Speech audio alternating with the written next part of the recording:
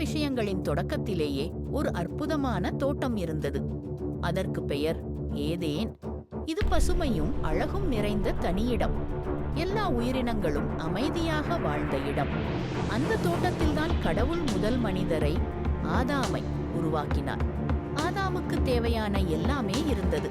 காய்கறி, பழங்கள், சுத்தமான தண்ணீர், சூப்பர் குளிர்ச்சியான வானிலை. எந்த கவலையும் இல்லை. ஆனாலும் ஆதாமுக்கு ஏதோ குறைவாக இருந்தது. அவன் தனியாக இருந்தான். அதை பார்த்த கடவுள், மனிதன் தனியாக இருப்பது சரியல்ல, அவனுக்கு துணையாக யாரையாவது உருவாக்குவேன் என்றார். கடவுள் ஆதாமை ஆழ்ந்த தூக்கத்தில் ஆழ்த்தினார். அவர் ஆதாமின் ஒற்றை விரலால் ஒரு பெண்ணை உருவாக்கினார். ஆதாம் விழித்தவுடன் அவளை பார்த்து மகிழ்ச்சி அடைந்தான். அவள் பெயர் ஏவாள். இருவரும் ஏதேன் தோட்டத்தில் சந்தோஷமாக வாழ்ந்து மரங்களையும் மிருகங்களையும் பார்த்து கொண்டு கடவுளுடன் நடந்து விளையாடி மகிழ்ந்தனர்.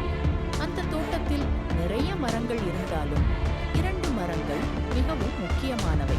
உயிரின் மரம் மற்றும் நன்மை தீமை அறிவதற்கான மரம். கடவுள் அவர்களுக்கு ஒரே ஒரு விதி கொடுத்தார். நன்மை தீமை அறிவதற்கான மரத்தின் பழத்தை மட்டும் சாப்பிடக்கூடாது. அதை சாப்பிட்டால் உயிர் நீங்கிவிடும். எல்லாம் சிறப்பாக இருந்தது. ஒரு நாள் வரை ஒரு தந்திரமான பாம்பு தோன்றி வந்தது. இது சாதாரண பாம்பு அல்ல. இது புத்திசாலியாகவும் ஒரு திட்டத்துடன் வந்தது.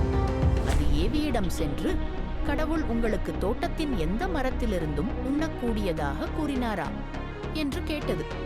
ஏவி தடை செய்யப்பட்ட மரத்தில் உள்ள பழத்தை பார்த்து அது மிகவும் சுவையானதும் கவர்ச்சிகரமாகவும் இருந்தது. கடவுளை போன்ற அறிவு பெறும் யோசனை அவளை எதிர்ப்பதற்கு இல்லாததைப் போல இருந்தது. ஆகையால் அவள் அந்த பழத்தை எடுத்துக்கொண்டு சாப்பிட்டாள். பின்னர் அவள் அதை படாமுக்கு கொடுத்து அவன் அதை சாப்பிட்டான். அடுத்த நொடியே அவர்கள் கண்கள் திறந்துவிட்டன. அவர்கள் நிர்வாணமாக இருப்பதை உணர்ந்தனர். உடனே மரத்தொகுப்புகளால் தங்களை போர்த்திக் கொண்டனர். பிறகு கடவுள் தோட்டத்தில் நடக்கத் தொடங்கினார். அவர்கள் ஓடிப்போய் ஒளிந்து கொண்டனர். ஆனால் கடவுள், நீங்கள் எங்கே என்று அழைத்தார். கடவுள் அவர்கள் செய்ததை அறிந்திருந்தார். நீங்கள் சாப்பிடக்கூடாத மரத்தின் பழத்தை சாப்பிட்டீர்களா என்று கேட்டார். கடவுள் ஏவாளை நோக்கி கேட்டார்.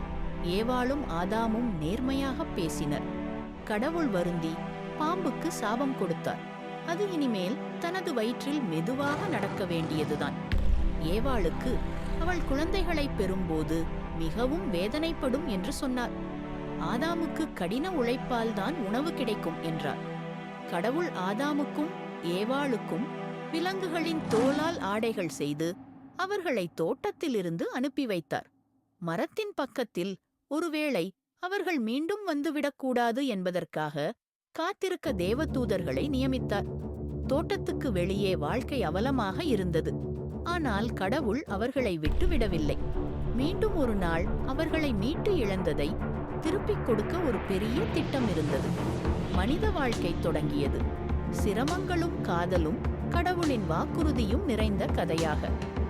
ஆதாமும் ஏவாளின் கதையில் இருந்து நம் தேர்வுகளின் முக்கியத்துவத்தையும் கடவுளின் கருணையையும் கற்றுக்கொள்கிறோம். ஏதேன் தோட்டத்தின் பயணத்தை எங்களுடன் பகிர்ந்து கொண்டதற்கு நன்றி. மறுபடியும் சந்திக்கும் வரை கவனமாக இருங்கள்.